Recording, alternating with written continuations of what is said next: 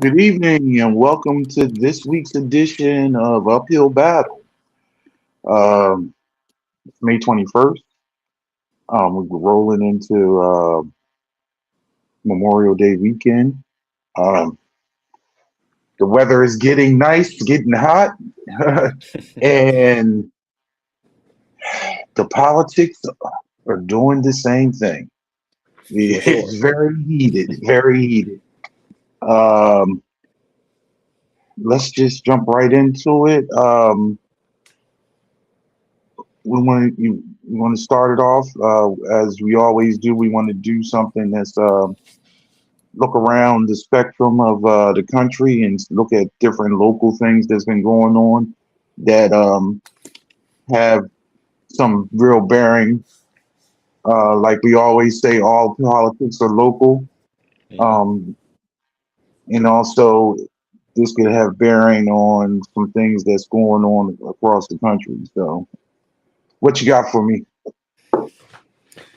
Yeah. So I want to start off with I live in New York again, and what's been in the news lately is the Long Island Railroad. Some people just say the Long Island Railroad. Some people call it the LIRR. I call it the Lur. I guess it's like a Queens Brooklyn thing or something. I don't know, but a lot of people don't refer to it as the Lur, but I do. So the Lur, they recently went on strike. It ended, but on Saturday the 16th, um, 3,500 engineers represented by five different unions went on strike after being unable to agree on a contract with the MTA, the Metropolitan Transit Authority. And they went on strike. And this is actually good news for the Knicks because the last time there was a Lur strike, the Knicks won the Eastern Conference Finals. So this was back in 1994 and it lasted 2 days. And the governor of the state, Kathy Hochul, she said that if the Lur went on strike, everybody would lose. The Lur is the busiest commuter railroad in the country, and the strike impacted about 300,000 commuters from Long Island, Manhattan, Queens, and Brooklyn. Um, so the MTA and the train engineer unions, they've been in negotiations for years. So this has been going on for a minute. Both the unions and the MTA, they went to the Presidential Emergency Board to seek help on trying to get this deal done. And what the Emergency Board is an agency of the government that mediates labor and management relations within the railroad and the airline industries in the country. And during these like mediations, the union actually or the board actually sided with the unions. And what this did for the unions is gave them power to continue to like dig their heels in and continue to try to fight for what they wanted. And what they were doing is they were seeking a retroactive 9.5% wage increase, which covers the last 3 years. So the last 3 years of them trying to negotiate for this new contract. And it's also the same deal that the MTA offered other transit and civil unions in recent months. So it wasn't like a foreign concept, but it's something that they were asking for. But they were also seeking 14.5% wage increases over the next 4 years to combat inflation and the rising cost of living. And that would have included a 5% raise in this current fiscal year. The MTA, they have been open to wage increases, but they demanded that the work rules be changed, specifically for engineers represented by the Brotherhood of Locomotive Engineers and Trainmen, or the BLET. And this is really interesting. I didn't even know about this, but I looked into this, and if you for these specific engineers, if you during one of your shifts, regardless of how many hours or additional hours that you work, if you do anything other than which like if you're switching tasks or responsibilities during that 8 hour shift, you're entitled to an additional 8 hour shift pay, even if it falls within your 8 hour shift. So if you're operating a route from Penn Station to Port Jefferson to Port Washington, right? So you operate the regular route there. If then they say, hey, we need you to operate this special route that's running from Grand Central to City Field because the Mets are playing today. So then if you go back there and now you're operating a special route, you're going to get an additional 8 hours pay, even if you only worked your whatever the case. If you only worked your eight to 8 to 5 or whatever the 8 to 4 or whatever the case is. Still, because you did that, you're going to get an additional 8 hours pay. So what you've probably seen in the media is some people being like, oh, there's a bunch of these engineers that, just, without overtime, they make, $100,000, $200,000 a year. And yeah, that is true. Only a specific portion of them, but not the entire 3,500. You know what I mean? So um, and these rules, they date all the way back to the steam engine era of the 1920s, and they haven't been updated since the Lord was rescued from the Pennsylvania Railroad and taken over by the state. And so the MTA, they wanted these rules to change, and they were Right, offering wage increases, but it was less than what the union was asking for. And right. they were also willing to give a $3,000 one-time payment. And the MTA said that in order to cover the extra costs that they would have to incur, if they gave the union what they wanted, they would have to reduce service or cut service, by reducing routes, um, limiting the amount of departures. They would cut jobs, reducing jobs, and they would also have to raise fares on on the commuters. So the union, that they officially went on strike on Saturday, and what the MTA did to try to combat um, just the inconvenience for the commuters is that they offered shuttle buses to just the closest subway station that the lure operates at. But for a lot of Long Island commuters, that's 2 hours away from Wow. where they live. Yeah, so a lot of people, they just chose to drive, and this extended their commutes by like well over 2 hours. Somebody that I work with, he takes the lure consistently, and he drove in one day. It took him 2.5 hours to get there, and then he went home, and it took him an additional 3 hours to get home. So then the next day, he had just decided to, wait until like 8 o'clock to leave, and then by then, the roads were a little bit clearer. So then, it didn't take him that long to get home. So this it was a problem for people. Not to cut you off, Dal. No, I you're good. wanted to. I don't know if you. We have several people that's actually speaking spoke to us on the chat and say hello. And I'm actually first time I've seen it. I want to thank everybody that's tuning in for our discussion and hello. Thanks for your support, and hopefully the knowledge that we're giving you is informative to you and it is Yeah. helpful. But sorry to cut you off. But go ahead back on. No, yeah, yeah. So, all that so the strike started, but it ended. So they reached a deal on Monday night, and service resumed on Tuesday at noon. So they did reach a deal, and it doesn't require any fare hikes or tax increases on the taxpayers or on the commuters. And the deal, it gives workers a 4-year contract, and it raises their pay by 3%, 3%, 3.5%, and then 4.5%, which again is less than what the union was asking for, but it's not, too far off. And they will receive a $3,000 lump sum payment that they were asking for, and they're also going to get full retroactive pay for the previous The past. years. Okay, Yes, right. yeah. So again, in the units, the unions, they wanted 5% in the final year, but they settled for the 4.5 and the one lump sum payment. Yeah. Right. That's So called negotiation, though. That's not just exactly, yeah, negotiating. That's yeah, negotiating. yeah, for Right, sure. right, right, And so the unions, they still need to, because again, it's 5 different unions that right. that are involved in this. So they all still need to individually vote to ratify the deal. But the wins are looking like it's going to get approved. But I just wanted to highlight this because, one, again, it's a labor dispute, and I most of there were a lot of people that were coming out in favor of the unions, but again, there were these hit pieces against specific engineers and stuff like that, because like, hey, you guys are making so much money, so why are you asking for more? Well, also, it doesn't matter how much money they're making, the cost of living is going up, all the cost of everything is going up. So if your wages also aren't increasing, then it's going to be harder for you, unless you're making millions of dollars, which these people are not.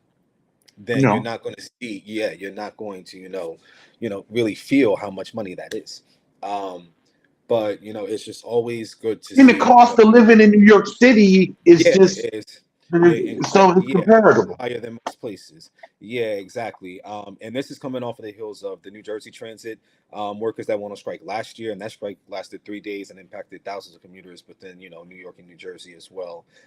And also there was another. I'm blanking on what the name of the railroad is, but there was another strike when Biden was president, and he had went Mhm. in and basically like he squashed it.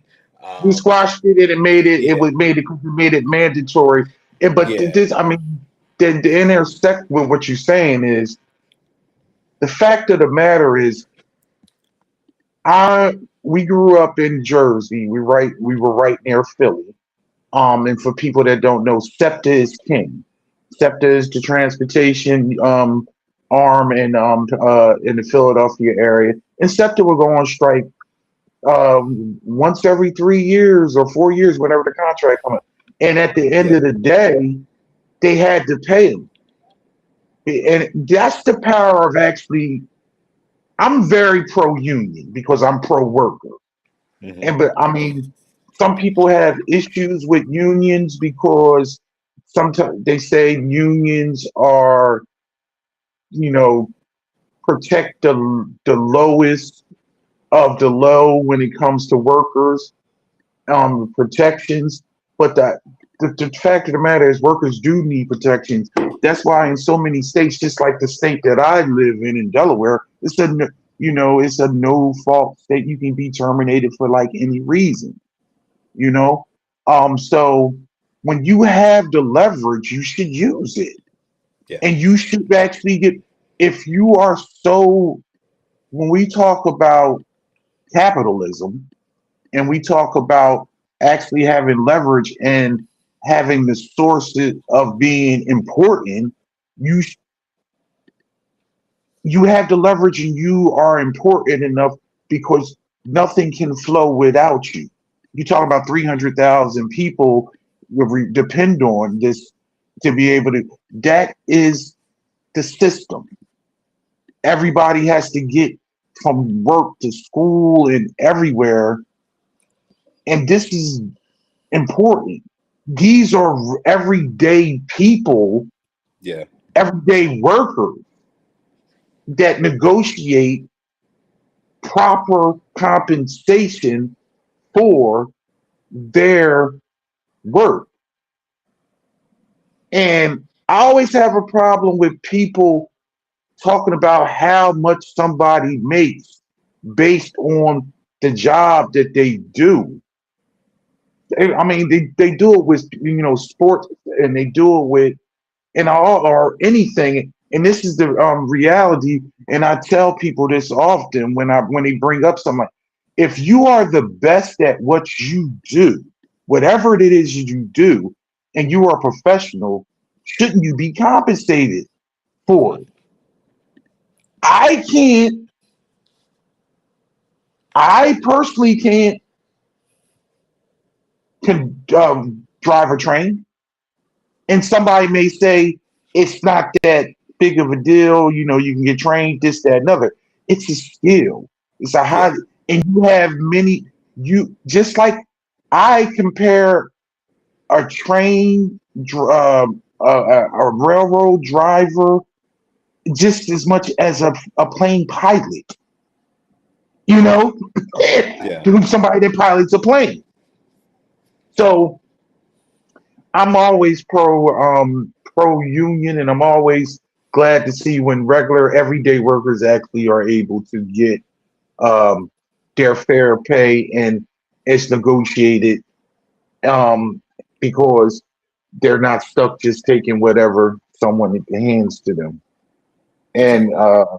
yeah, and so did you want to add on anything to about that point or No, no? just like you said, I feel like everyone should be pro worker because at the end of the day, just like you mentioned, like, yeah, in this case, it was 300,000 people that were going to be impacted by it when Biden had came in against that the other railroad. That was going to be a supply chain issue that they were talking Yeah, about. But is this thing is, but hey, if you not showing up to work means that it's going to impact all these people. That just shows how important that your yeah, work is, and that could be It doesn't even have to be railroad, or it doesn't have to be airline. You can insert any kind of industry into that sentence, and it would still be true. That's why everyone should be on the side of the workers every time. So this is a win for them, obviously, but it is a win for labor. And those are the kind of things that need to be applauded. And this is, there's still places that are fighting just for, the right to unionize. Think about Starbucks, think about Amazon, all these like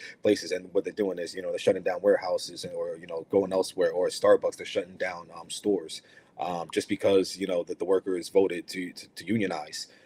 So a win is a win, for labor, and that's a win for everybody. That's just so anti-American, isn't it? Yeah. Just yeah, when you don't get your way, you take your ball. You actually take the court and go home. It's not even taking the Yeah. ball. You take the court. Um, what I wanted to touch on the local front was a lot of primaries in the last couple of weeks. Um, the one that I really wanted to harp on is close to us in Pennsylvania, um, and in the third district in Philadelphia, whereas though Chris Rabb, who was the progressive candidate, uh, won the Democratic primary. He was um,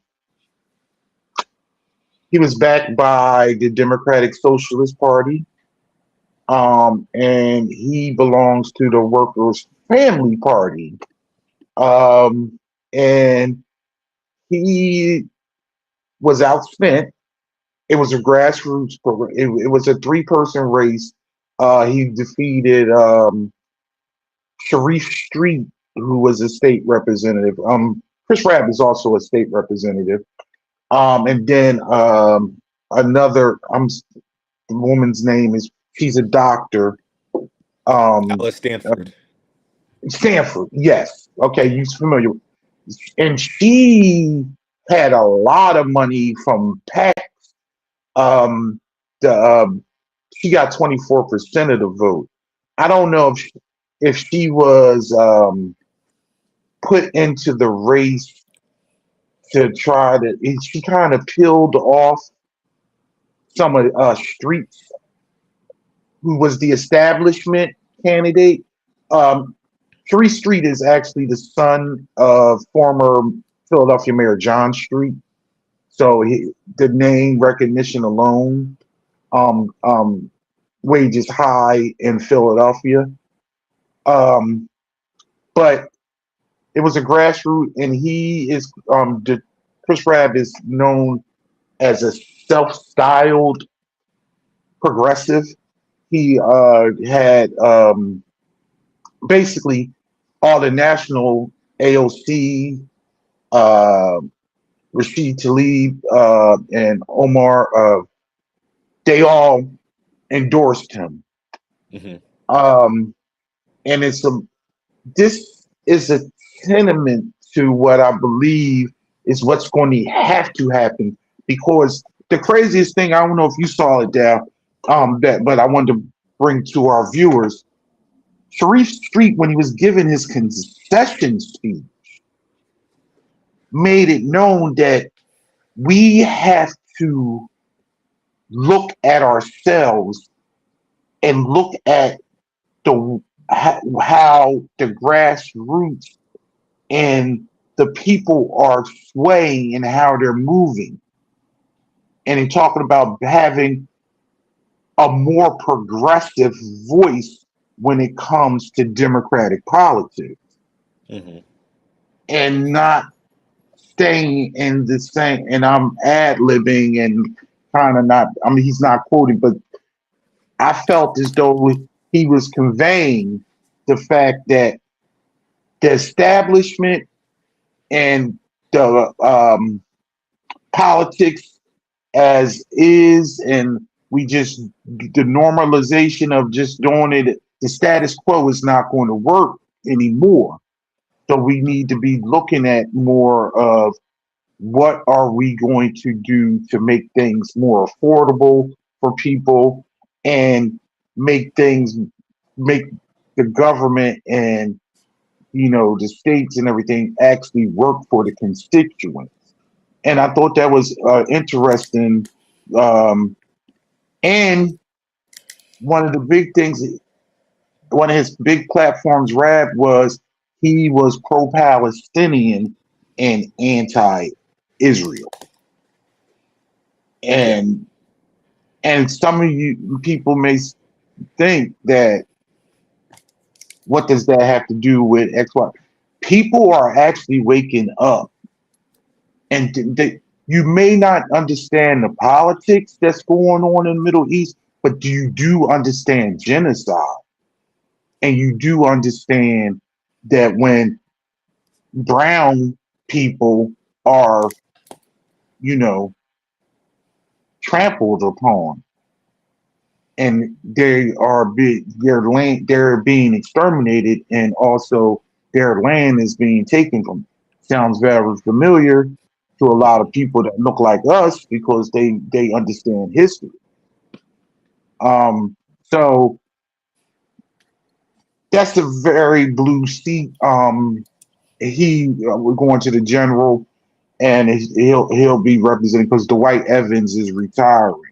But Hmm. also, what I saw that was very, very interesting, also in Pennsylvania, in the Pittsburgh area. I don't know if you've seen this. In the Allegheny area, whereas though it was only about a 25% turnout for registered voters for the primaries, but 75% of the votes that came in on that primary were Democrats. Hmm. And Democrats had a very good day, including um, Josh, Governor Josh Shapiro. Of course, he won his primary, so he's the incumbent. But Yeah. the three Democrats that he backed for House seats in Congress, they all won their primaries overwhelmingly, Yeah. and they're trying to unseat three current Republican uh, senators, congressmen that are in. These are all what we would call swing districts, whereas though they go back and forth. They're not safe seats. These are a lot of independents that live there, and also it's a lot of people sway from back and forth based on the candidate and what they want to do. So it's you actually have to be kind of like middle of the road type of politics. Um, Yeah.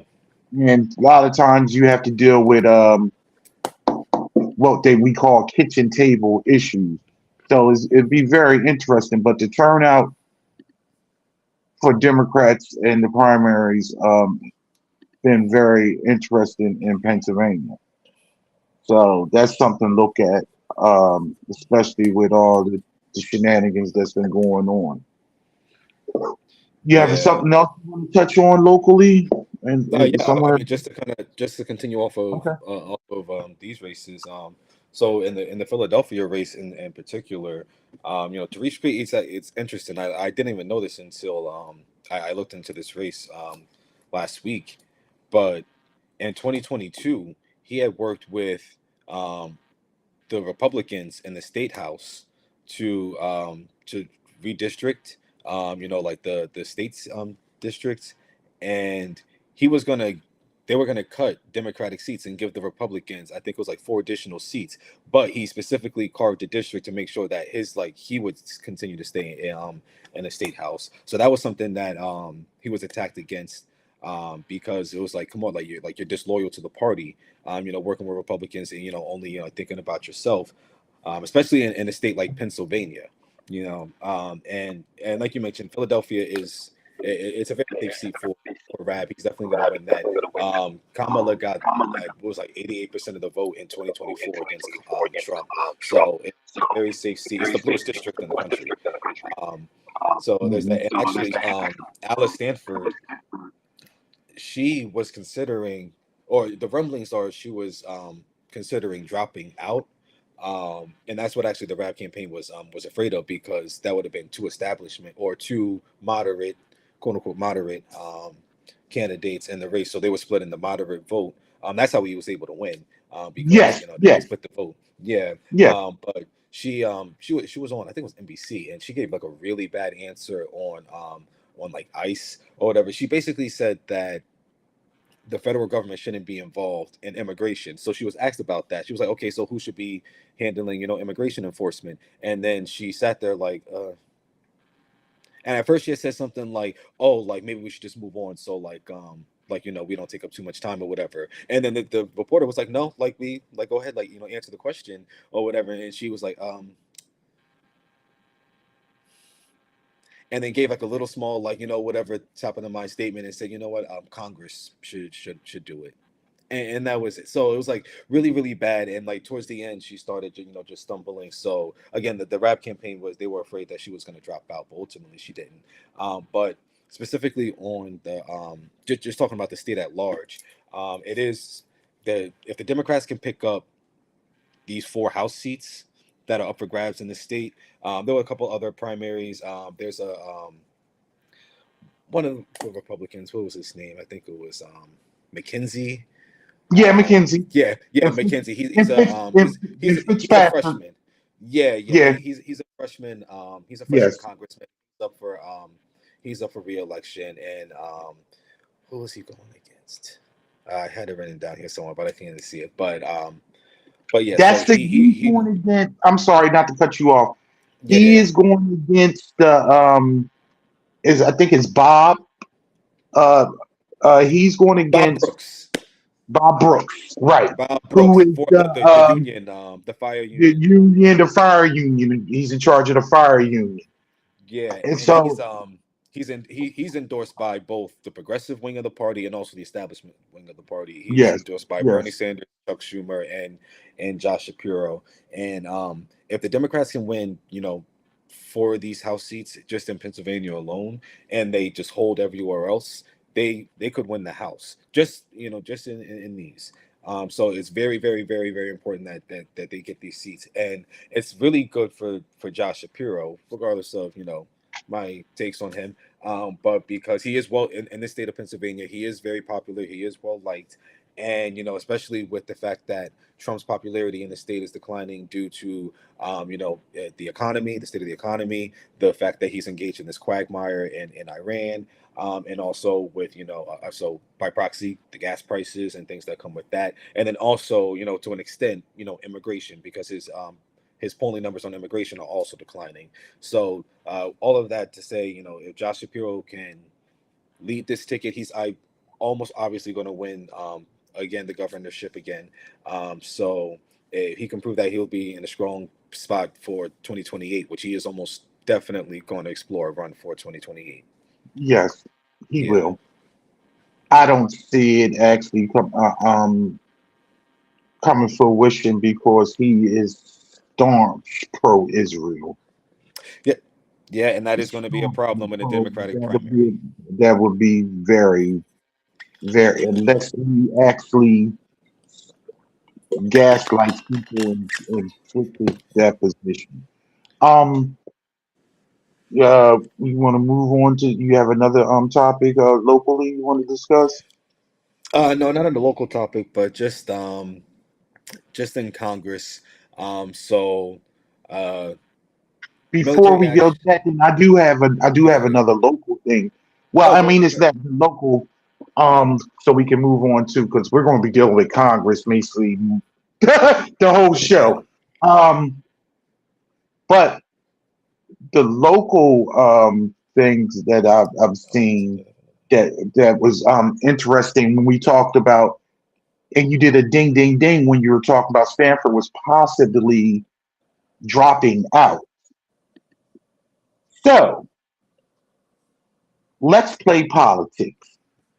Everybody that's around here, politics is a dirty game. So usually the Democrats like to be the establishment and they call balls and strikes and play the game the way it's supposed to be played, how it's written. The Republican Party usually plays some shenanigans. So, in Nebraska, are you familiar what happened in the Nebraska Senate race? The No. shenanigans that went on in Nebraska.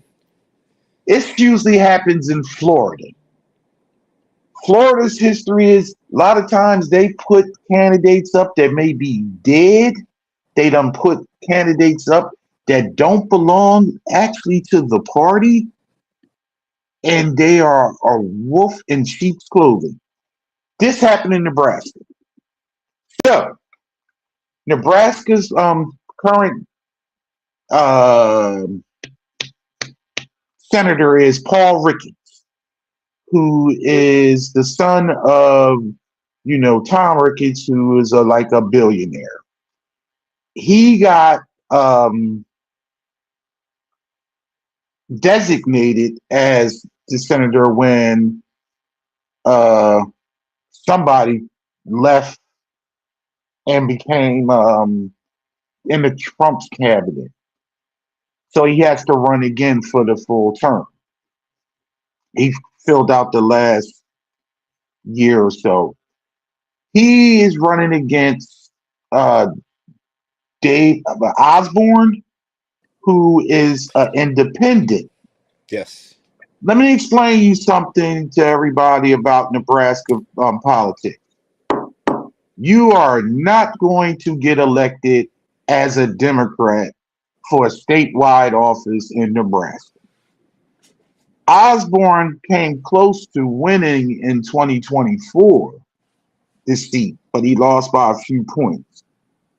Um, he's running again. The Republicans don't want to face Osborne.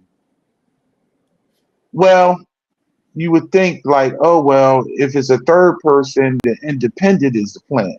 No. So in the Democratic primary, they had a woman running. I can't think of her name right now. I'm sorry, but you can look this up. And then it was another person that was running in a Democratic primary. That person who was a Democrat and running in the Democratic Party was a Republican, was a Trumper, was a pure, and was basically played.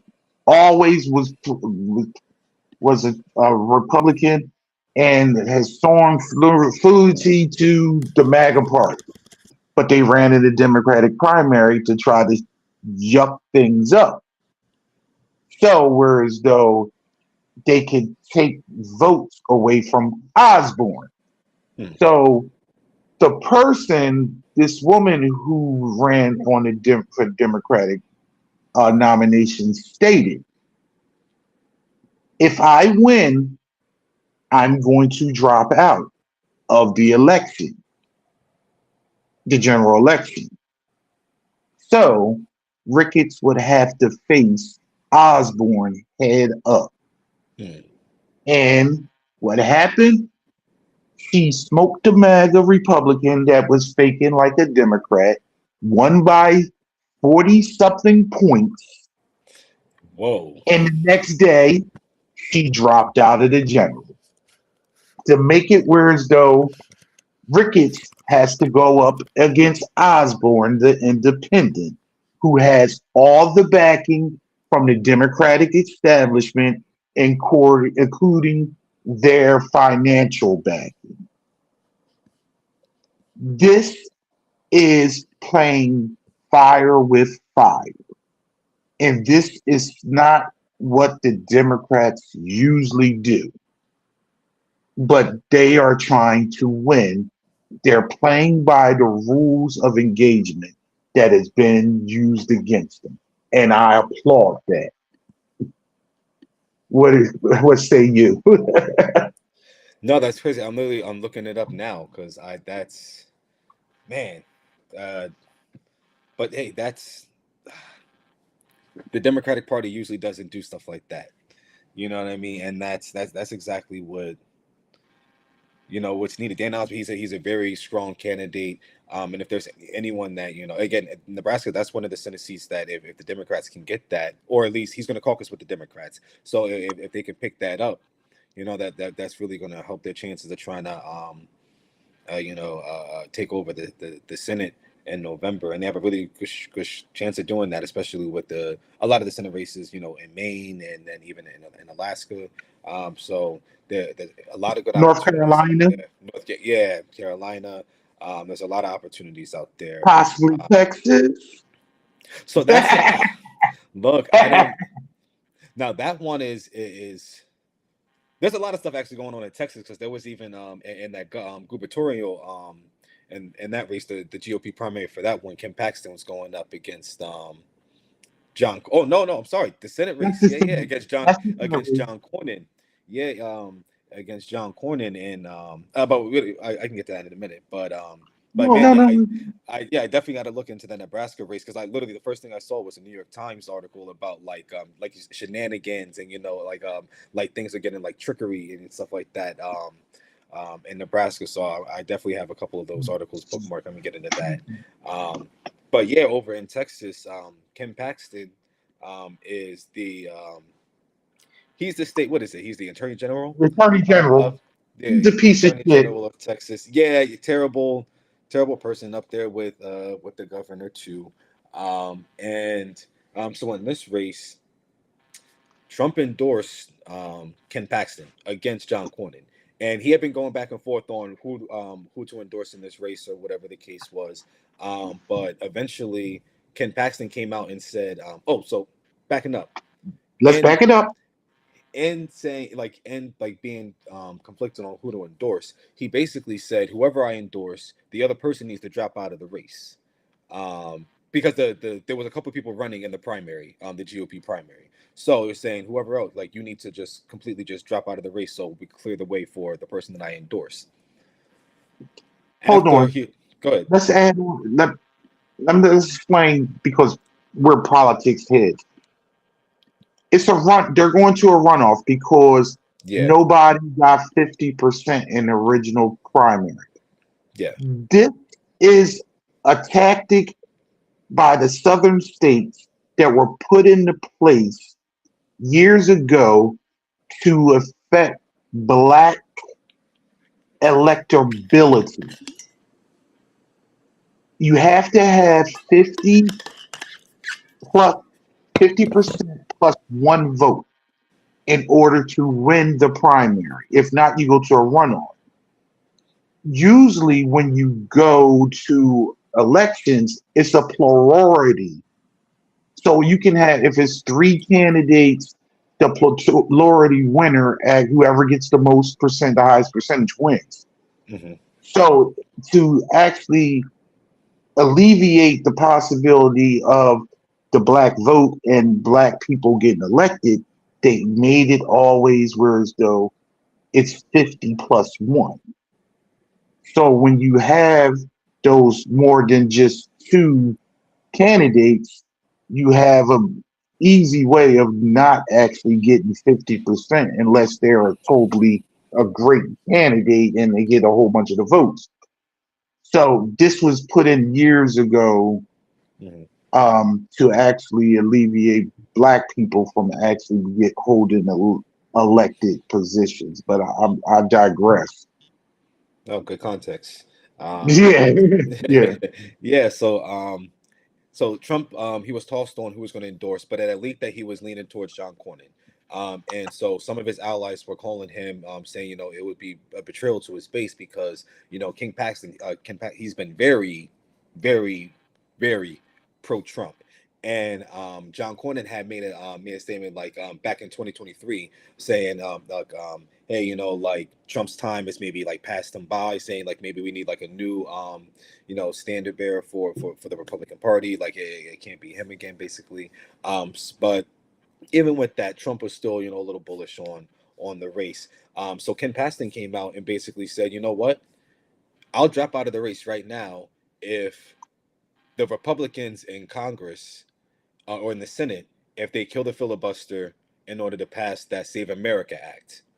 And that carried, even though obviously that didn't end up happening, it carried a lot of weight with Trump. So ultimately, that was the thing that swayed him to go in and then endorse Ken Paxton. So he's going to be now. It's in the runoff, so we'll see how the runoff. It's on May 26th. So that's Yeah. what that's next Tuesday. So we'll see how that shakes out. But yeah, very interesting race down there, and it's just that along with Thomas Massey losing his race over in Kentucky, and that's coming off of also which you had touched on a couple of weeks ago. Those Indiana state House representatives that kind of rebuked Trump. Also, just all that culminating to be like, oh, also in Louisiana, Bill Cassidy, he lost re-election as well. And he voted to impeach Trump after January 6th. So Trump's always had something against him. And he actually came in third place in that race. So it was Yeah. he completely just was out of it. He only had like 25% of the vote.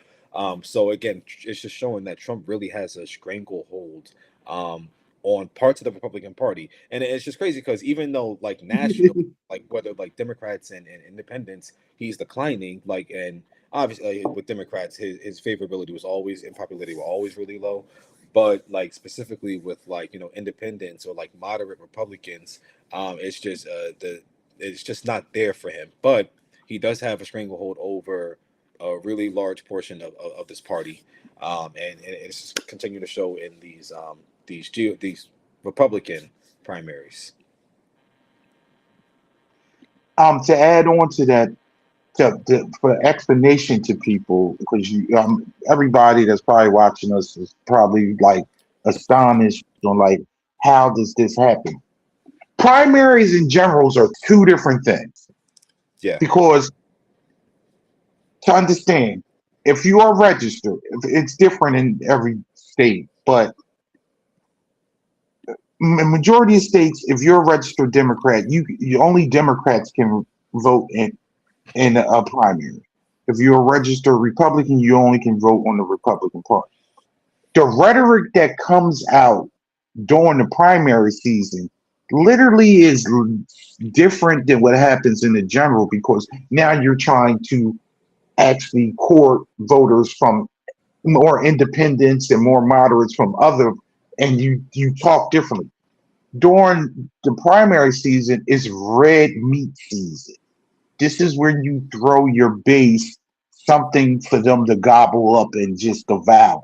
So you may be far left or far right during the primary and saying things that they want to hear. But once you get that nomination, you kind of, excuse me, you kind of come down and sway yourself a little moderately to the middle. Um, the issue with the MAGA portion of the Republican Party, which people often always say, this goes back to the Freedom Caucus and the tea baggers. They say that, these are people that are a minority part of our party. They don't really have no say, and they wind up actually taking over the party. yeah, This happens all the time with them. Because I would just always tell people to have the understanding. Republicans are not meant to govern. They are the anti-party. They are always the pushback.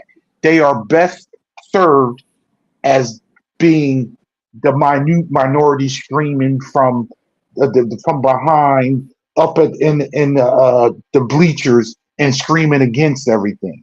When it comes to when it's time for them to actually, when they win and actually are in charge and govern, this country goes down.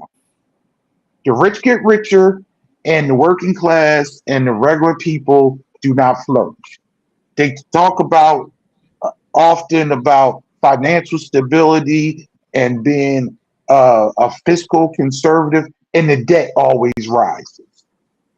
They, but they have the presentation and the style to people that they actually speak a good game, and people fall for it.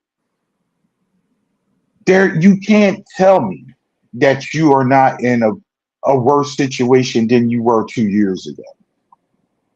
And if you are in a better situation, then you are playing the stock game. You are playing all these shenanigans that these people want you to play. But as an everyday person, you cannot be in a better place. Mm-hmm. Not when you got your gas prices to just get to work is doubled. Not when a pound of meat is the same price as the federal minimum wage. Was watching a video the other day, and a person actually told me they were going through over what they actually paid in groceries 2 years ago or last year compared to now. And they said basically they spent $60 to make a pot of spaghetti. A pot of spaghetti, which usually will cost you between $10 and $15. The sauce, the meat, and the pasta. You used to be able to get pasta for 50 cents. It's $3.50. People were talking about how they were buying bags of chips that was 75% air for $6.99. Yeah. You understand what I'm saying? So that big ugly fucking bill that was passed, and now they trying to reorganize it and change the name of it to the Working's Family. They rebranded it. The money is not coming back in your pocket. When they lie to you, even the Pennsylvania, the incumbent Republican was talking about the Working's Family tax cut and no taxes on tips, no taxes on overtime, which they're still saying it. And for anyone who actually filed their taxes this year, you are not even file your taxes. You know that you're still getting taxed for overtime. You know you're still getting taxed on your tips. It's just the fact that at the end of the year, you get to get a tax credit for X amount of it, Mm-hmm. so you get a refund.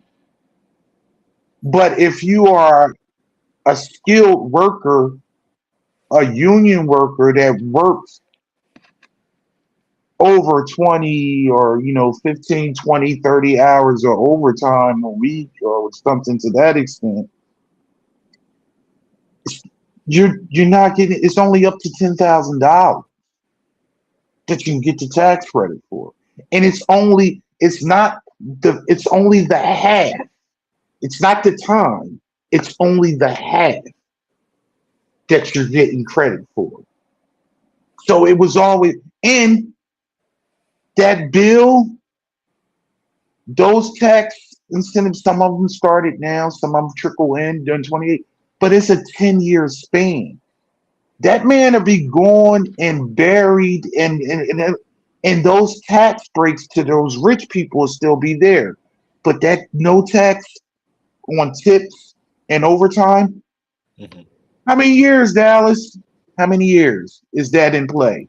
Three. What was it? Oh, yeah. Three. And then it goes away. It has to be reauthorized. It's only for Which 3 years. which they're not going to do. Same thing with They're- the child tax credit a couple of years ago, which was only for with- one. But yeah. And the craziest thing, I do taxes. One of my things, accounting is used to be one of my past lives that I used to do. Politics is another past life that I do. But with the accounting part of that, some of these things don't come into effect, and then they roll over, and then. But with the child tax credit and things like that, what a lot of people don't understand is now you used to get that at the end of the year, and then you get a little bit more money in your pocket on tax. No, if you put down that you have a child on your I-9 or your W-4 form, you're getting less taxes taken out of your check on a weekly, bi-weekly basis because of that. So you're getting that tax credit throughout the year. So you don't get that bump at the end of the year and get that lump sum of money. That's why, did you see about 3 weeks ago or a month ago, the Secretary of the Treasury sat up in front of a fucking podium and said if you want to get some money back in your pocket right now, you should change your W-4 form and write in exempt. So now you will not be actually paying any federal income tax. So you can get more money in your check now. Was he lying? No. What he didn't tell That's people funny. by saying that is, yeah, you get that money back right now, but at the end of the year when you file, you're going to pay that money back to the government Yeah, because you weren't paying in your right amount of federal tax. So he was being honest that you will get more money back in your pocket yeah. right now, but you will owe that to the government The at bill the will end of come due. Yeah, yes. all the times.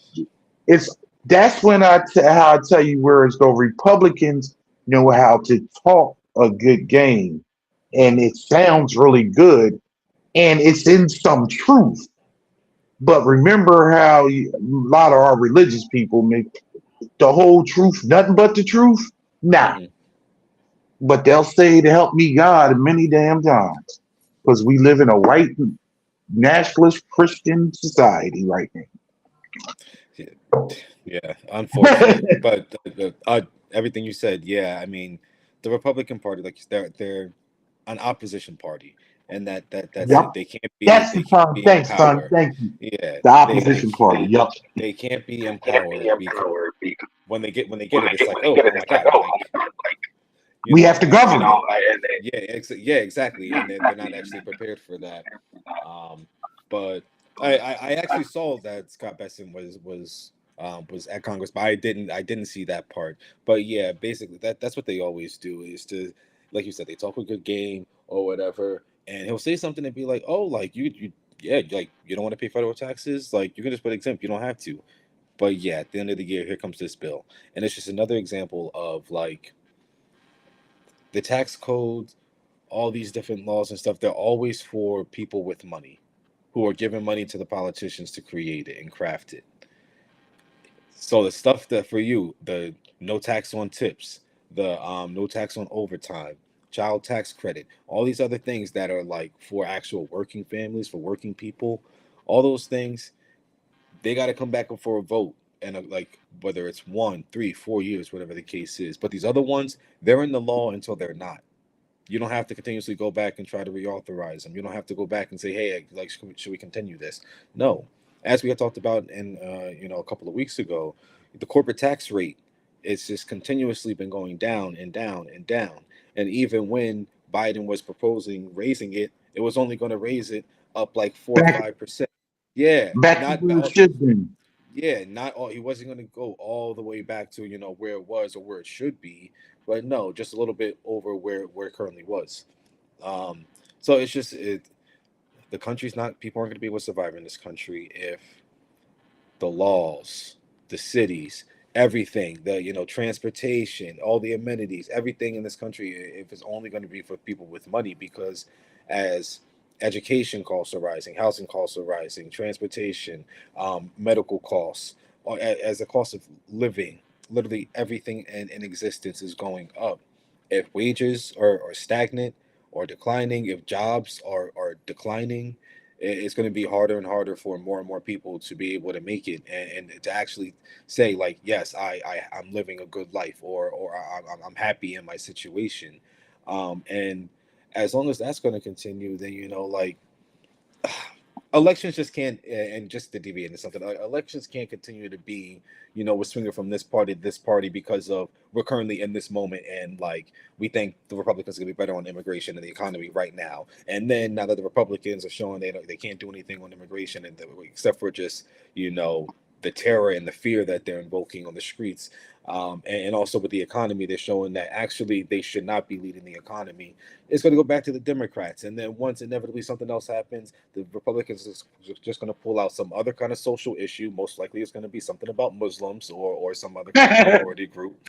And then, in the next elections, but we can't continue to do that, because while we continue to go here, here, here, the rich people are getting richer. I don't know if you saw Jeff Bezos is over on, I think it was CNBC or whatever, and he's talking about, hey, like, yeah, you can, the bottom 50%, they just shouldn't pay taxes, because we're paying all the taxes in the country anyway.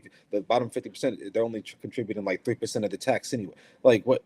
He's saying these things to try to confuse you and to say like, oh well, like maybe we shouldn't be paying. He doesn't think that that's going to be terrible for the bottom 50% if that happened.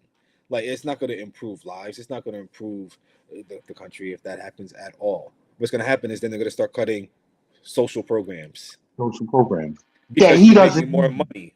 Yes, that because now you're making more money because you're not paying those federal taxes anymore. So then the first thing they're going to cut, which the Republicans always try to cut, are the social programs, the safety net, because Yep. we you don't need a handout. And that's what it's going to do, and it's going to affect so many different people. So until we get serious about who the real enemy is, the billionaires, money, and politics, things are going to change. So just to bring it all back together, that's why it's very important that you have people like Chris Rapp, that you have people like the squad currently in Congress. You have the Bernie Sanders of the world. You have the Abdul El Saeeds up in Michigan, which actually he was in that, he was third in that race, and now he's skyrocketing in the latest polls. He's winning that race. So if he can pull that out, that he'll be a great addition in the Senate as well.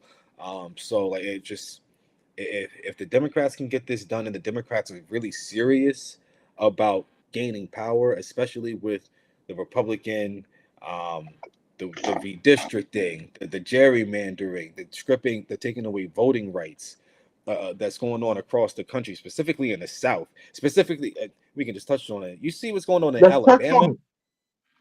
Oh Yeah. my goodness, where they're doing, Well, oh, you can, for these primaries are fine, go ahead, like we'll count the votes for these primaries, but these other three primaries, now we're gonna get to those on August 11th instead of on Tuesday, and that's because I don't even know how this is legal, but the Supreme Court with that, their plans were perfectly fine, so they're now going through to try to take and to screw up these seats of predominantly black communities and districts, and it's taking voices away from black people in Alabama and from Democratic representation, and it's just lunacy, and it's right there in plain sight.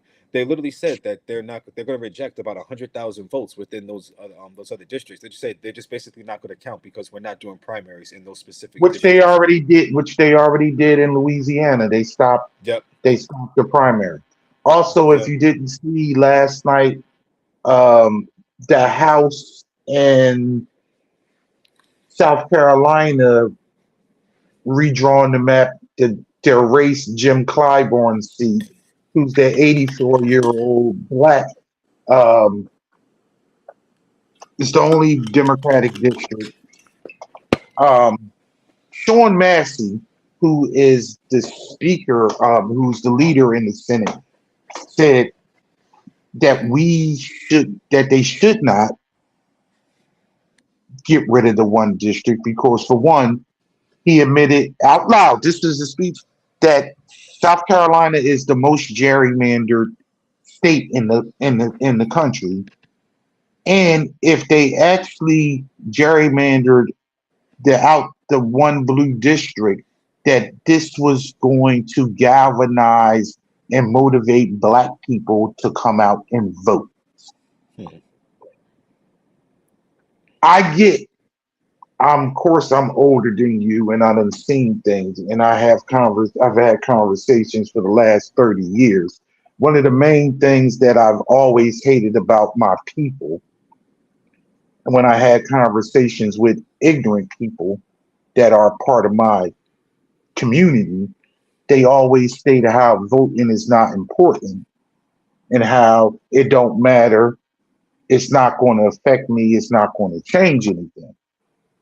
I always push back, and I always will push back. And you can you can actually, you know, remember how I often told y'all growing up how important was voting because people died for it. And I think in a lot of cases, we as a community are so far removed from it. And I often say that, like, your generation, you grew up with a black president. And growing up in people like you a lot, growing up in areas with, diversity and having people, friends of different ethnic backgrounds may have taken things for granted. But the ignorant part of it with the community is thinking that voting never really mattered when it's always mattered because it always, your voice and your power from your voice and picking your elected officials and holding them accountable was always been important. If it's not that important, if it's not a big deal, why have they spent the last 45 years to get to this place? Why? Why did they slow roll this? Mhm. Why did they slow roll getting rid of Roe v. Wade? Why have they systematically dismantled the Voters' Rights Act since 2013? And they will say because racism is gone, because it doesn't exist. You can't that but they will flip you and also say that it is racist to treat white people this way. Ism. Let me explain to y'all what a ism is. Ism is a system. You can be biased, you can be bigot, you can be have bigotry. You can't control an ism unless you have power. You cannot say a black person is racist and performs racism because they, as a group, does not have a power to dictate the system and control it. That's why you can be have bigotry and have a bias against people of another ethnic group or immigrants or something to that extent, but you don't have the power to control their daily lives as a whole. You might be a boss that's inside of one company or this, that, another, and you exercise, but as a whole, it is impossible to do because you do not have the capital and the power to control the system. This is a systematic ploy to try to put people that are not white back in a place. Why do you think, and I'll go with the class right now, why do you believe that this country at this point, nobody can actually, well, not nobody, but the average education is people can't read past the sixth grade level? Because they basically teach you just good enough to be able to clock in and perform the work and actually get things accomplished, but not actually control anything. Mhm. Your brother was, until recently, your brother who was born in 2002, he was the cutoff. I found out he was the cutoff to where as though they taught people they in school how to Cursive. do a signature cursive, to how to tell time by the hands. Yeah. I talked to somebody that was born 2003, and they said they didn't have home economics in school. They didn't learn cursive. The person told me when they got old as of age to get their driver's license, they said you have to sign it. They didn't. They only knew how to print their name, and they told them you had to draw a line through it. Just draw a line through it because they only knew how to print. That's This is ridiculous. why I always push. This is why I always push back when they talk about this country being the greatest country in the fucking world. When you 64th in education, this is the first generation right now. These Gen Alphas is the first generation that is actually their cognitive skills are actually worse than their parents. Every generation always gets smarter. This is the first generation that is getting dumber. You can watch all the videos and you can actually see when I saw a video when they were, and it was sad to me because it was black students, but they was in Philadelphia and people could not read a letter and they could not pronounce the word silhouette.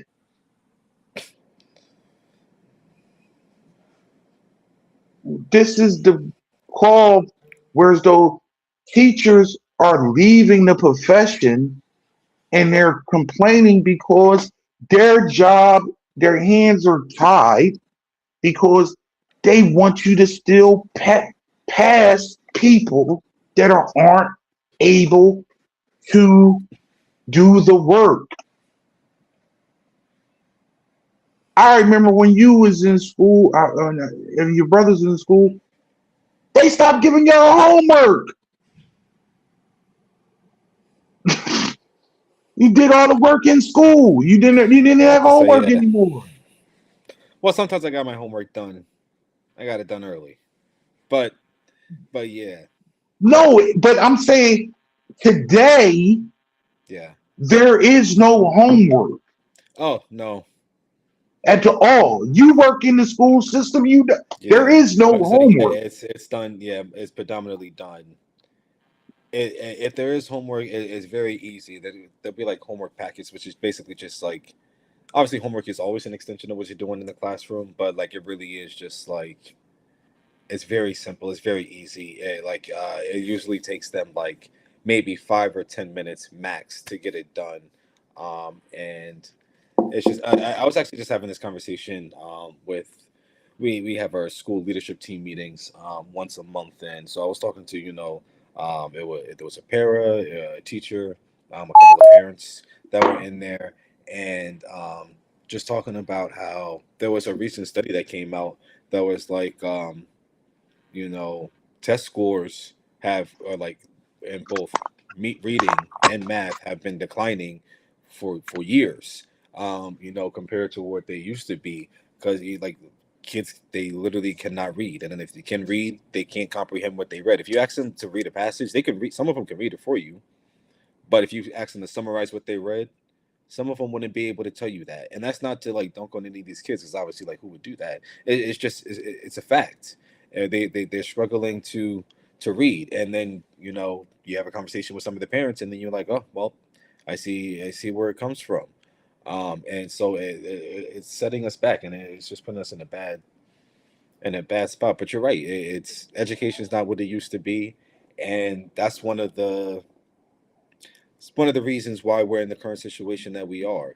If you're educated, if you're aware of what's going on, if you're able to actually, you know, suss out, and comprehend, current events and what's going on, then if you're informed, that goes against what they're trying to do. If you know that the outcomes are only for the rich and the wealthy, then you could do something against it. That's why they're always trying to come out against the unions. That's why they're always trying to squash these protests, because they don't want civil disobedience. They want you to be obedient. They want you to just take whatever is going on, and we can't do that. But and it starts with education. It's the most important. It literally is the most important thing, especially for kids, because they are literally going to be the future lawyers, policymakers, politicians, all these people. So it's very important that um, that we're well informed, man. To add on to that, so you can explain to the audience what do you do and what I mean, like what like age group do you work at? Because you work in the school system, and so they got understanding what you're talking about. Yeah, I work at an elementary school, but I don't work for the school. I work for an education nonprofit, so I like support the schools. But I'm on like part with like administration through a community-based organization, and so we just do a lot of supports in the school. So when it comes to like attendance, when it comes to academic outcomes and stuff like that, all those kind of things, like we're working towards trying to improve them. And like you said, it really is disheartening to see one, the amount of these kids that literally cannot read. They are struggling to read, and we're doing everything that we can to try to improve that. But one, so it's that, but then also everything that goes on in this country. Specifically, I'm in New York City. Everybody lives in New York City. Every country, every nationality, every kind of person is represented in New York City. And so at the school that I'm in, those kids are literally affected by every single policy conversation that is currently going on. Immigration, Iran, anything with the economy, education, transportation, all of these things are affecting, the kids and the families that my school community, serves. And it's really disheartening to see that, like when ICE really started cracking down last year on, immigration, kids just stopped coming to schools because their parents didn't want to be out on the streets or in the subways, trying to get their kids to and from school.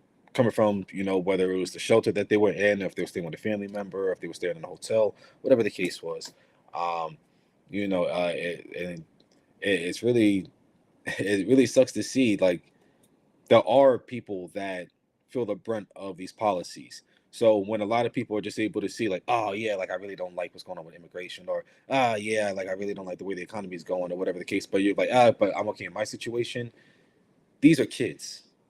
These are kids. So if you can't put a face or a name to the harm that's going on, so that's what justifies your vote for a Donald Trump or whatever the case is. There are people that are actually affected by these policies, and it's not always just, or even if it is just adults in other parties, and you're just like, oh, they're Democrats, so it doesn't matter, whatever the case is. These are kids who are just here trying to make it, trying to learn what it is to even be a person, trying to learn who they are, and yet they're dealing with real life issues because now their older brother's getting shipped out to Iran because their mom lost their job. Dad got into an accident, so he can't work, so they lost the apartment. These are real life things. These are real life things that they're dealing with. Again, can't come to school because they're afraid of immigration enforcement. Like, these are things that people are dealing with, and every single day.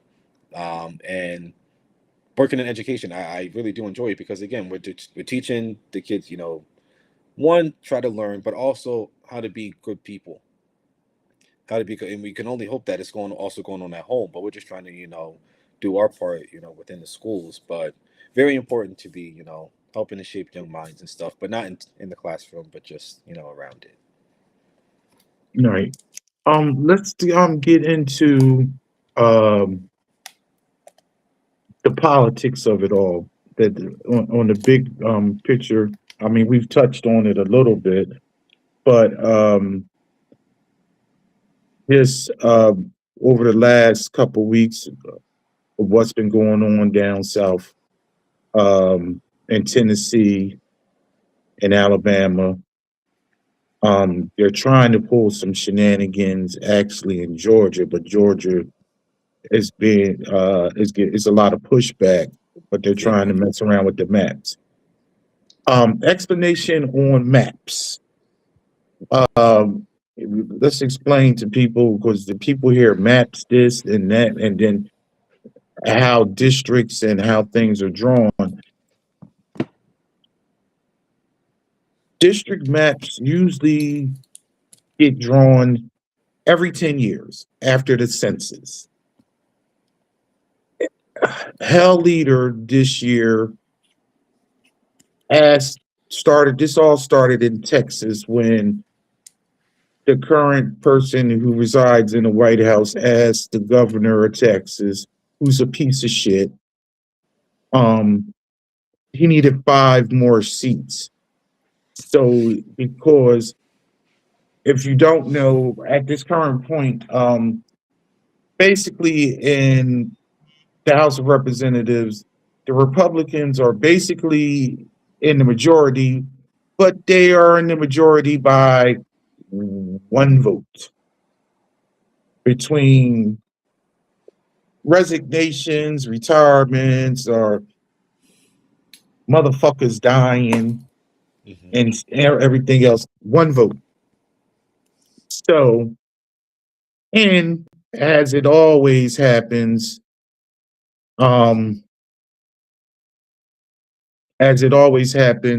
usually when it comes to the midterms, whoever the president is in power, their party usually loses seats.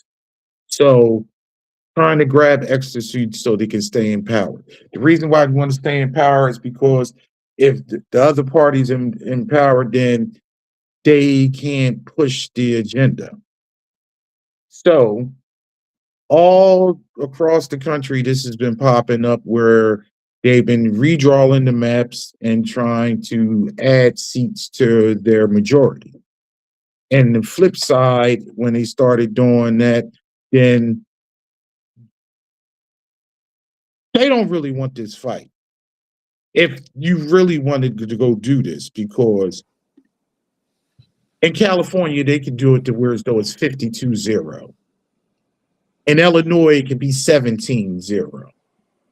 In New Jersey, it can be 16, 17, 18-0 if they wanted to really draw it. It was a big thing in New York. They was fighting to try to. They was going to take the 1 Republican seat out of New York City, and they a lot of court cases and things like that. Why is this important? This is important for representation, but Republicans can steal districts, but if the Democrats do the same thing, they're up in arms and pitching about it.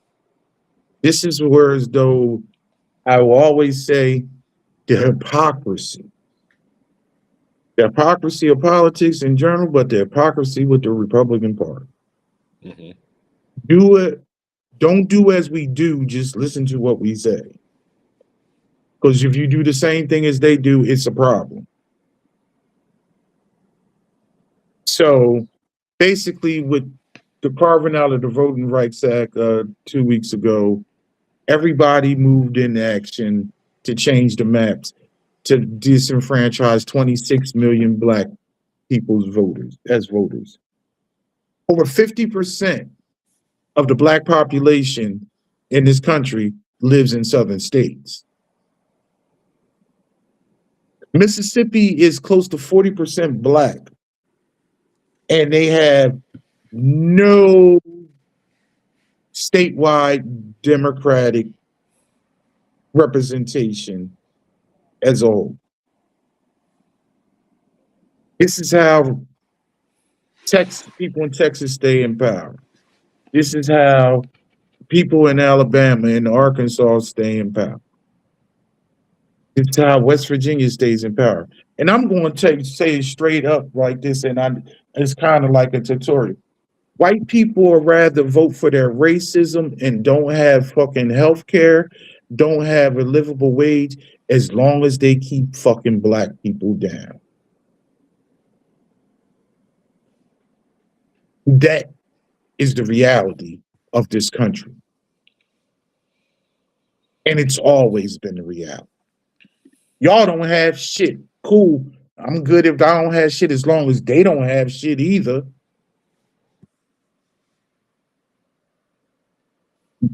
Why is this country the only country that health insurance is a for-profit entity? Whereas though the insurance company gets to tell you how long you get to stay in a facility. The insurance company, when you have a daggone baby, tells you you only get to stay a day or oh, you got a C-section? Yeah, you can stay 2, 3 days. Then you got to go because we ain't paying no more. Yeah.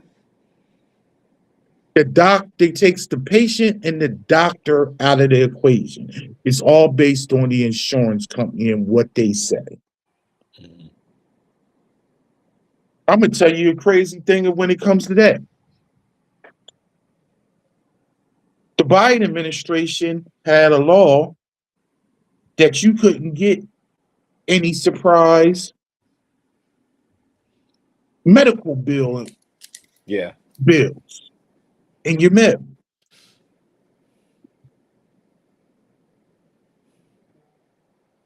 That law doesn't exist anymore. So, and somebody tell me out of the blue now you got, out of nowhere you getting this bill from the hospital Hmm. when you never saw bills from the hospital before. Those things was actually came through, your insurance company that, you paid your low copay or they say this is how much you, no, where did this come from? And to the point where as though now they give you X amount of days to pay said bill, or now they sending your ass to what? Into collections. Hmm. Those protections is gone.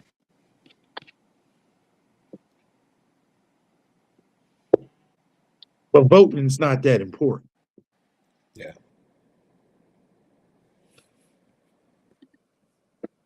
But I digress. But it obviously it has to be somewhat important. Why? Because they taking it from you. Yeah. Why would an entity, why would a collection of, why would a government entity, why would the states, why would they take and try to dilute your political capital if it's not important? I was talking to somebody today at work, and they said, I don't care about who in there, long as they make us rich. What the fuck are you talking about? Yeah.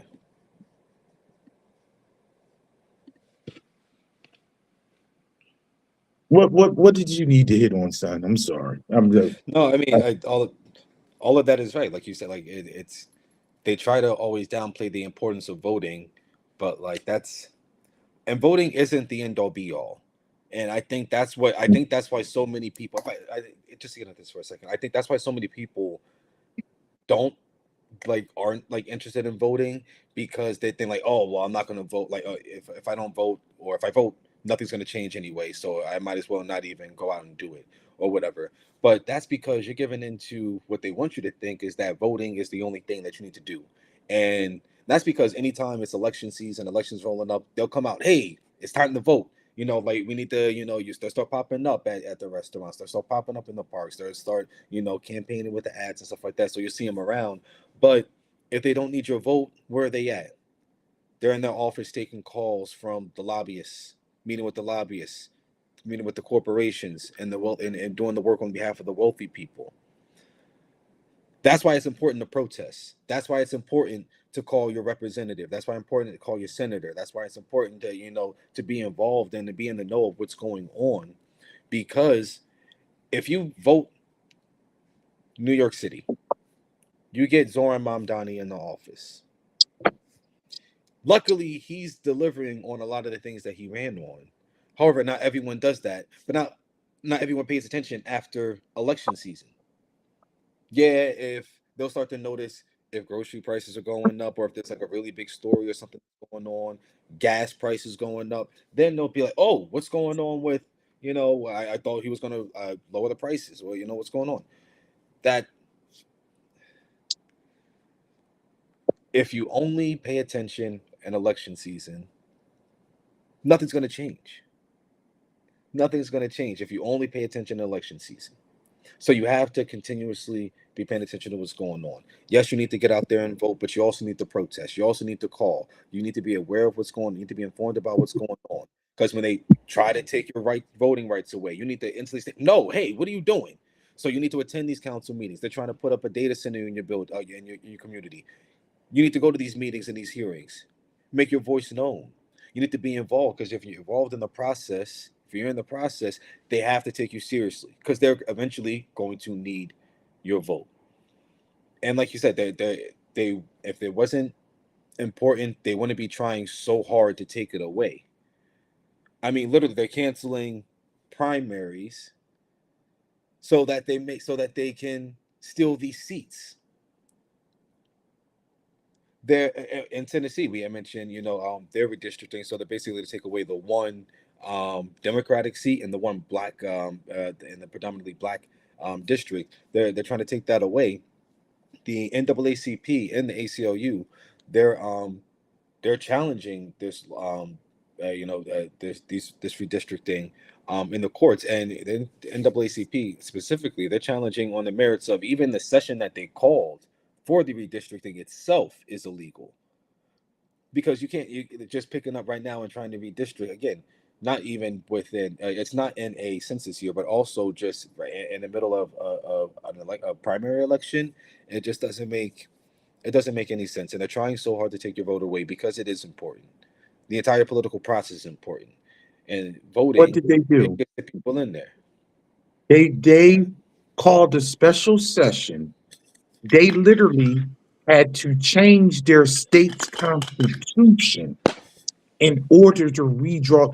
Their state constitution stated maps could not be drawn until after the 10-year census.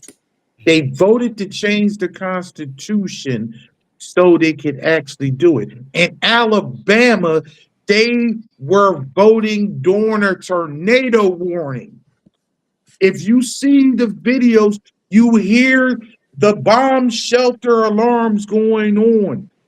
But no, we are in the middle of a tornado, but we got to take the vote from these niggas, even if we die in here.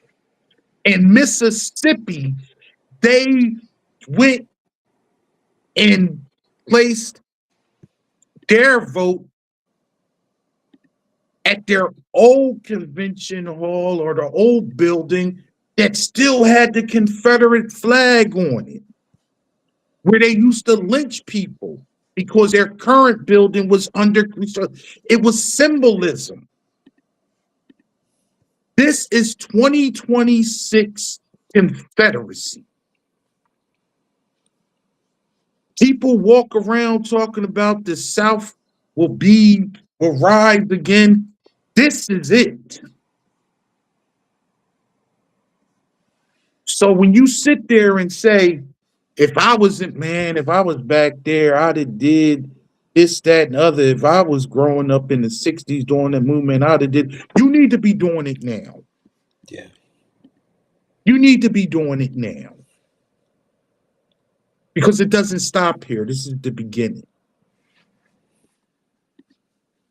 The only good thing about it is a lot of white people see it now because they feel it.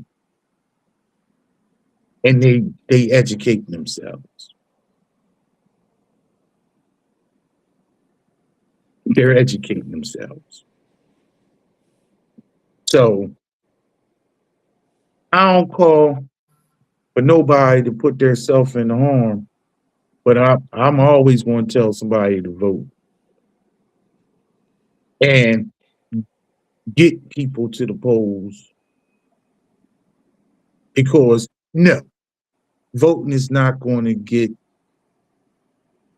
out of this. But I'm going to tell you this much. It's going to help. It's the first step. You gotta get the right people in. And then you hold people accountable. Yep. To doing for the people. It's not just voting, it's accountability. And it starts with your local elections. I've said it before on here. Pay attention to what's going on at your school board and what's getting taken out. What books are they banning? What's the curriculum? What's going on with your local representation? Because that's how you get your street lights. That's how you get that pothole. That's how you get your trash collected Directly affects your life. Directly every affecting your day. everyday. Yep. And we talking about these data centers. Explain something to y'all. Let's wait. They put these places in, but they put these data centers and these pollution and low end. They put them in the Black community. Memphis is fighting them because they got a data center in their backyard and it's causing all kinds of problems for them. That's how Increasing your utility bills. that's how your utility bills go up. In Utah, Canadian Kevin O'Leary, Shark Kevin Tank. Leary from Shark Yeah. Tank, he's trying to get what is it, Dal? It was like It's it's a four football fields. oh, it's huge. It's four Yeah, I'm none blanking of it. on exactly what it was. I don't know if it It's was like, four football hold on. fields or something, but it's going to use up so much energy. Oh, that's not the 50,000 residents at Lake Tahoe. They have to go find a new water source because the Yeah, data center that they put in that area is using up all their water. That's the 50,000 residents that live there all year long. We're not talking about the yeah, 3 million people that come during the summertime. They don't have water. that year round. They don't have water. 40,000 acres for Kevin O'Leary's data center. 40,000 acres going to completely dry up all of the resources in the state. Not just the locality, the state. And let me explain to you. He says the people of Utah spoke. It was a unanimous vote. It was what? 3 people. Three city council people, not the public. It wasn't to a public vote. It was 3 city councils may have gotten persuaded somehow to vote for this thing. Yeah. 3 people, 3 elected officials stole their city down. Yeah. Because what do you think a billionaire? It's not hard for a billionaire to persuade 3 people in Utah, to do anything, So like you said, it wasn't like he had to get the approval of the city. It's not like he had to get the approval of the state, or even just like the state legislature or anything like. No, just 3 3 individuals. people. And then 3 he's individuals. also taught. And then he's saying, it's like Chinese spies or like Chinese agitators that are like speaking out against it in Utah, but really it's just like 2 white girls who just live in Utah that are against the data center that are like uncovering all this stuff and like leaking information and stuff about it. So it's absolutely ridiculous, but like it's going on like you mentioned in all these different communities around the country, and they're just never going to stop. It's drying up the resources, it's taking up land, and it's going to take, well, AI as a whole is going to take millions of jobs. But in the meantime, like what do you think is going to be going on with these data centers? They're going to bring jobs, but the jobs are construction jobs to construct the data center. And then after that, how many people do you need to maintain the data center? It's going to be maintenance and repair. That's it. That's it. That's it. Maintenance and repair. So IT repairs, but still, so it's going to be for a specific group of people. That so it's a hellhole. It's a hellscape that we're in, and it's the fact Well, that they're allowing it to happen. What are those the immigrants that's taking the jobs? And that's what I wrote when you were talking about the like white people, they just don't care as long as black people. Donald Trump told you that the problem with your life is that the immigrants were taking your jobs, and that the immigrants were taking up the housing, and that they were also eating your dogs and your cats. So now that they're cracking down on the immigrants, why are the prices still going up? Because If they're immigrants doing did jobs that yeah regular Americans didn't want. Why are you paying $2 for a green pepper? yeah Because y'all didn't want to go out there in them fields. yeah. I guess the immigrant also declared an illegal war on Iran, so gas prices went up too. So it's like every time something happens, it's the immigrant, or it's this other person, it's this black person, it's the trans person. That's funny. That's what Thomas Massey actually said when he gave his concession speech on Tuesday. He said, one thing, APAC was very strong in that race because Thomas Massey came out strongly against Israel. $33 million Yeah, on a, and they spent $33 million in a Republican primary. yes, and actually, I guess kind of going to touch on that race. Thomas Massey has won the last three elections. So in 2022 and 2024, he won with 75% of the vote. In 2020, he won with 80% of the vote in these primaries. These are the same. It's not like he got redistricted or anything. These are the same voters that he's been going up to and say, "Hey, I want your vote," for years. 4 years. 16. He's been in that district. He Yes. did 16 years. Yes. And now all of a sudden he is losing. I think I forgot what it 91%. was. He Yeah. voted 91% Yeah. with the With Republicans. yes, but just coming out rhetorically against Trump one too many times, specifically against Israel too many And the, times, and the and that's what Epstein did it. files. Yeah, The yep. Epstein file. Working with Ro Khanna over on the Democratic side to release the Epstein files. Yeah, it just didn't play well for the Republican base, and I forgot what the margins on that race were, but I think he lost by about 15 points or something like that. What again? A warm body against a warm body. Yeah, President Trump came out yeah. and said, all I need is a warm body to run. So, It could have been anyone.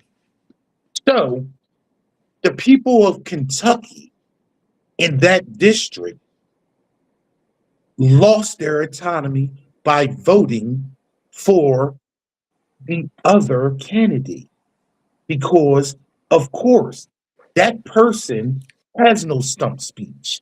That person does not have a vision. His vision is whatever Donald Trump says it is. Pro-Trump and pro-Israel. That's it. Pro-Trump and pro-Israel. After the race, AIPAC came out and said, pro-Israel. I actually have it right here. Pro-Israel Americans are proud to back candidates who support a strong U.S.-Israel alliance and help defeat those who work to undermine it. And and he said specifically for who was it that went up against something Gowron that went up against Thomas Massey, and then also shouting out Clay Ed, Fuller, who yeah, Ed Ed Gowron, Gowron. yeah, and also alluded to Clay Fuller, who won the primary to replace Marjorie Taylor Greene over in Georgia, because Marjorie Taylor Greene also came out against Israel and in support of the Palestinians. Thomas Massey not so much in support of the Palestinians as much as just anti-Israel, but still, so AIPAC very strong in these races, and it's just to say like you said. Now these people lost a voice in Congress because Edgar Ryan, he's a warm body. He's going to be pro-Trump and he's going to be pro-Israel. He's not going to be pro-Kentucky. He's not going to be pro-worker. He's not going to be pro-voter. He's definitely not going to be pro-black. So it's just a shame. But these are things that happen all over the country, and it's who the Republican Party is. What the Republican Party is becoming. In terms of the AIPAC portion of these things, it's also what the Democratic Party is as well. I mean, and so, oh my God, I can't believe I didn't touch on this before. And that Pennsylvania 3 race that Chris Rabb won in Philadelphia, he would never be president in his lifetime. Cory Booker, and I hope he runs in 2020 and humiliates himself. But Cory Booker decided that he was going to go over there and campaign for Tariq Street. Less than a year ago, Cory Booker went on live television and said he was asked whether or not he was going to weigh in on Zohran Mamdani winning the Democratic nomination to be the mayor of New York City. He won the primary. The primary voters spoke. He won the primary. I'm not going to weigh in on what's going on. I only will focus on my state. At that point, Mikey Sherrill was still running for governor. He was like, "Oh, I'm worried about what New Jersey has going on. I don't weigh in on what's going on in other states." So what are you doing in Pennsylvania then, brother Cory? If you don't weigh in what's going on in other states, huh? Maybe it's because you're taking that AIPAC money and you can't, and you're against Zohran Mamdani. So it's not about the fact that you don't endorse another country or another state, so you don't worry about what's going on in other states. No, that's what it is. It's AIPAC, and they have such a stranglehold over both parties. It's not just the Republican Party; it's also the Democratic Party, which is why Israel was able to do a lot of what they were doing to Gaza under Joe Biden. It's also part of the reason Kamala Harris lost in 2024. Not the main reason, but it's a large reason why a lot of people, specifically progressives, specifically young people, did not either one actually turn out for her, or two feel good about turning out for her and voting for her. And it's part of the Democratic Party. They actually just today they released the draft of the autopsy on. It's been released. Literally today, and again, it's just the draft of it. But. And I didn't even have a chance to fully go through it. I literally just saw it, and I was like, oh, okay. But yes, as to why she lost, but almost that has to be the reason. That it has to be part of the reason right there. And more and more people they're getting I'll just say hip to the idea of what AIPAC is, and now there's talk of like people that you wouldn't even think that knew what was going on in politics years ago are now saying like, oh, like I'm not going to trust anybody that's taking AIPAC money and stuff. And it's just because they have such a strong stranglehold over our politicians, and another country shouldn't do that. It's a shame that billionaires, the American billionaires, have that kind of power over our government. A foreign country, absolutely not. Absolutely not. Yeah, it's just it's nerve-wracking when you actually think about it. Just because it's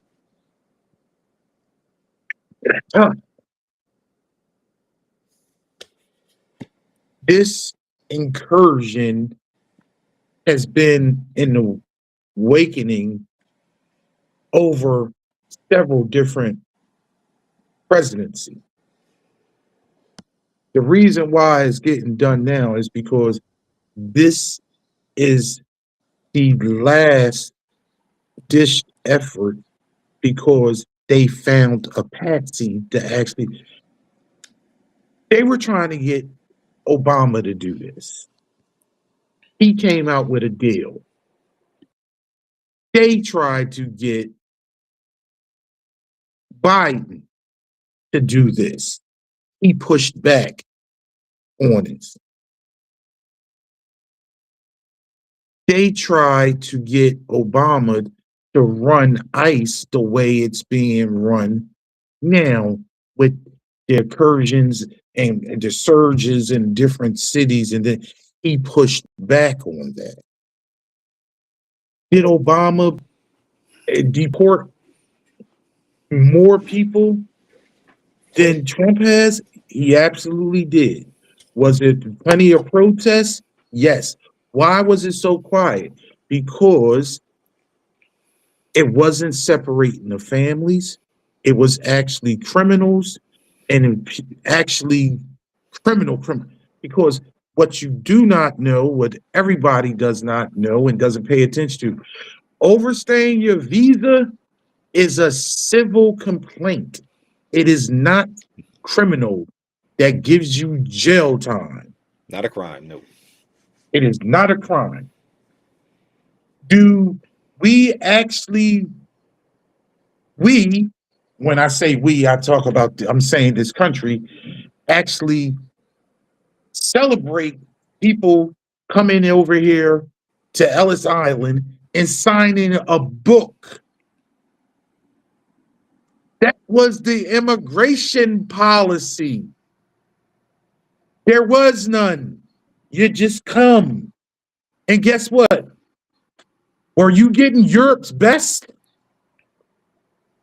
Or were you getting the riffraff? Were you getting their criminals? Were you getting the ones they were kicking out? Were you getting the ones like, yo, ain't shit going on over here for me? Let me go over there on the other side. They just letting us in. But they were. You got the riffraff. So when they demonize these brown people and black people coming here, the Europeans did it. They were criminal. Mm-hmm. They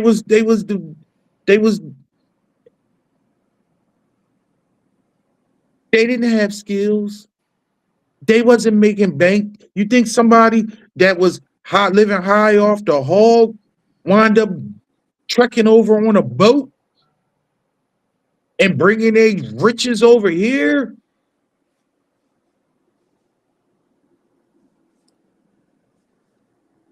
It's all a design game, the system, so you can point at somebody else for you not being where you want to be and how your life is, when it all actually is the government and the system that you are under.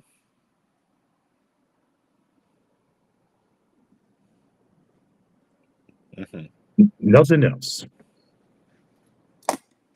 Things are working the way they want them to work,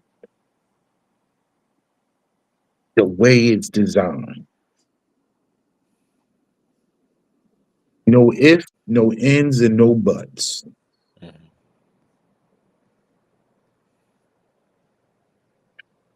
We need to start to wrap up. What's your little party shot? You got anything? This is what Hill said. What Hill said you want to get along to the people? Yeah. Actually, too, and I wanted to touch on this as soon as I heard about it, because it just sounded so crazy. It sounded crazy, but also just very in line with who Donald Trump and the Republican Party just currently are. But it also wraps up with something that happened in Congress or in the Senate. Literally just was it yesterday or was it literally yesterday? Um, so Donald Trump, sometime earlier this week, or maybe it was over the weekend, he said he was asked about American, um, like the American voters and the American people, their like financial situations, given what's going on, and in the Middle East. So talking about rising gas prices, grocery prices, all that kind of stuff. Donald Trump literally on camera in front of a bunch of people said that no, I really don't think about American finances. It's not something he's focused on. He's just focused on Iran not having a nuclear weapon. That's all that he's focused on and worried about. JD Vance then followed up because then obviously there was an outcry saying, why does the president of the United States not care about, what's going on in American households? Why does he not care about how well they're doing financially? That doesn't make any sense. Why would he say that? JD Vance went on the offensive and said the media is misconstruing what he said and saying, well, first he started off by saying the president never said that. He said, well, no, you're making that up. He didn't say that. He said that. So then next day followed up again. He said, oh, no, well, you're misconstruing what he meant. And that's not what he meant. Of course, he takes American finances seriously, but it's just the fact that when he's negotiating, he's not thinking. The only thing he's thinking about during the negotiations is that Iran not having a nuclear weapon. No, you can't try to clean that up.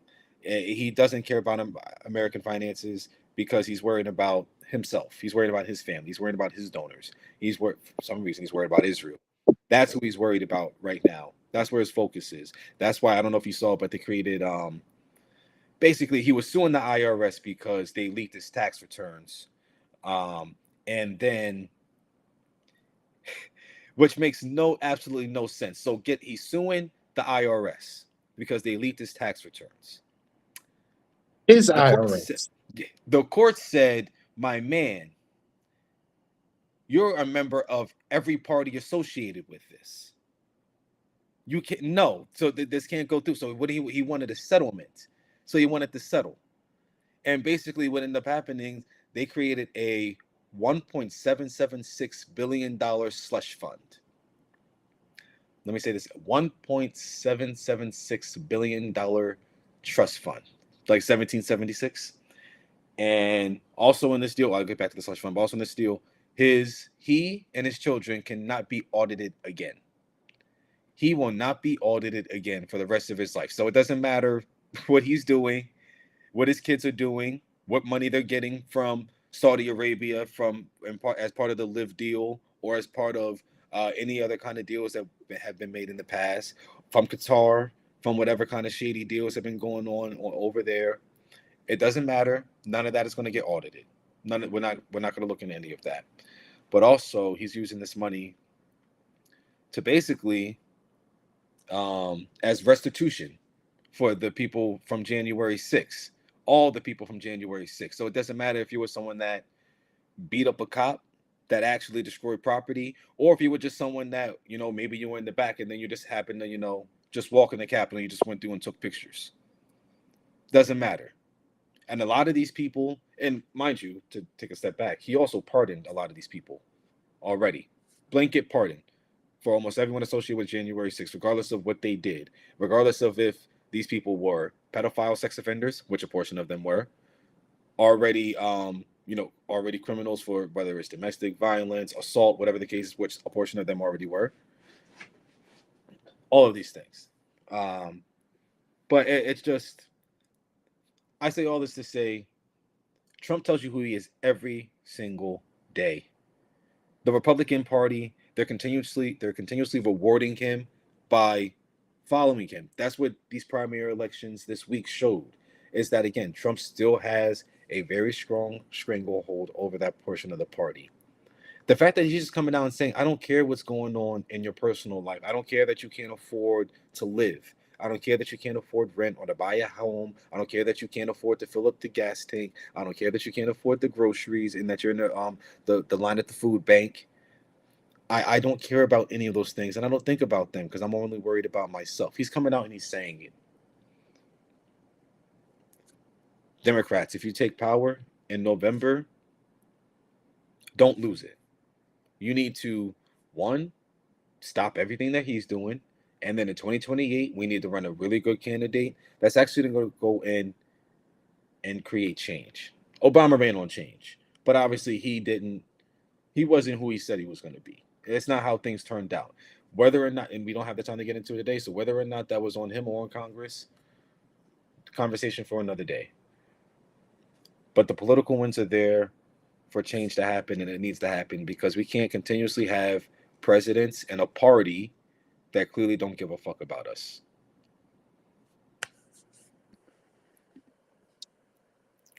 Concur. I concur with that. My parting shot for today is the hypocrisy. And it's a theme that we basically have been going through this whole show. And I believe it's actually a theme that we've actually been speaking about since we started this show. This week, was it this week? It might have been last week. The Speaker of the House, Mike Johnson of Louisiana, actually stood up at a podium during a press conference and tried to trumpet the possibility and the co-signing of the fact that members of the House of Representatives have not gotten a pay raise since 2009. And they have a meager salary of only $174,000.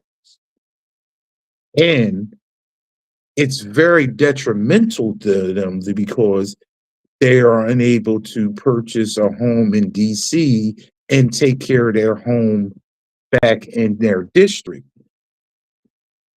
if you look at with inflation, they are currently making 31% lower than what they should be.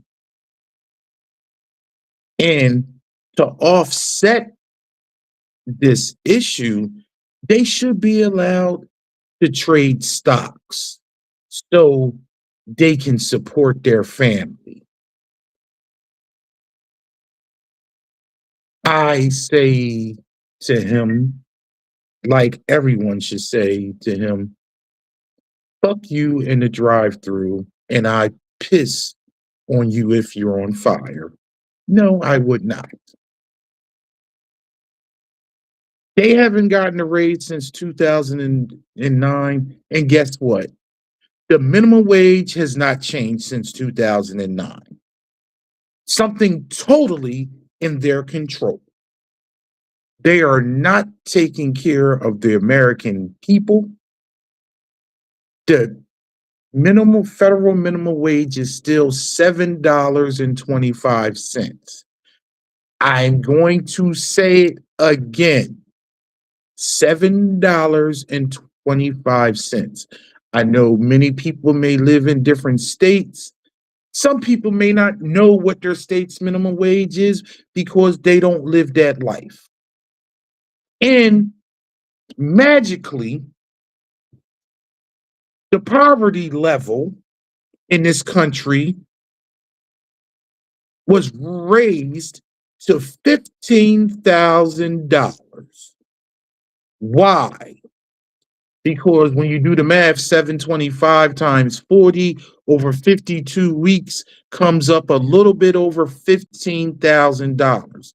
So if you are working a minimum wage job full time, you are above the poverty line. Who can live off of $15,000 a year? Not a family, not a single person. Period.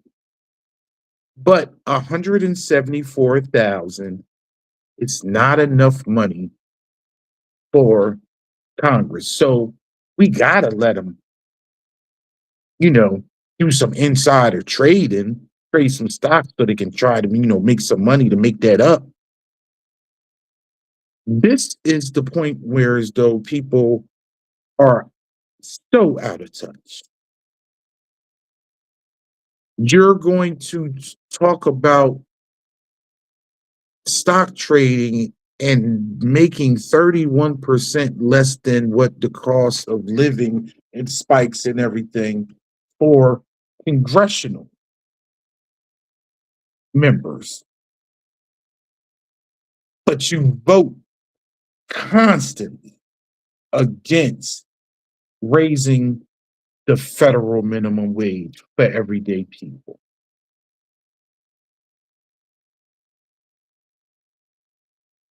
And you say it with a straight face. I'm going to leave y'all with this. I trust no man that shares an app with their teenage son to monitor if they're masturbating and watching porn. He doesn't do that. He does. I don't make things up. I Oh just my speak God. facts that how it comes up and things that he has admitted. These people are in charge, man. Oh man. Dang. Yeah. Let that sit in. But when every time there's a CPAC or a Republican convention, grinder crashes in this town that they're in.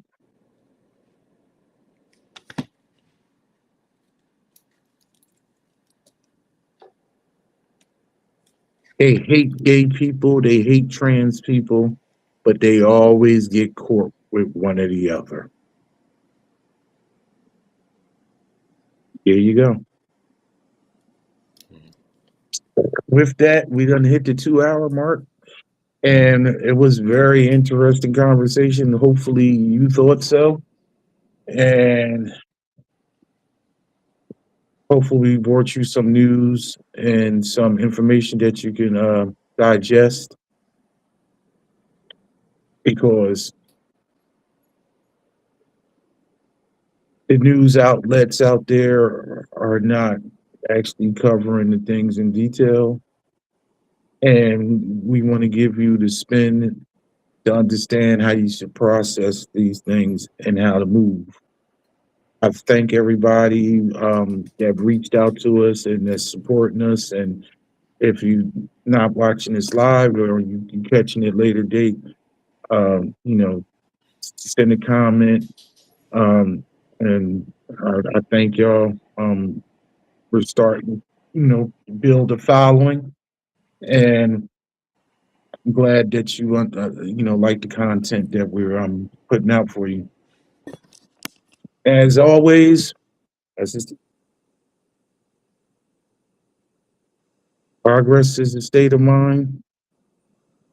It's time to get your mind right. Always. Until next time, thanks Have a nice one. and good night.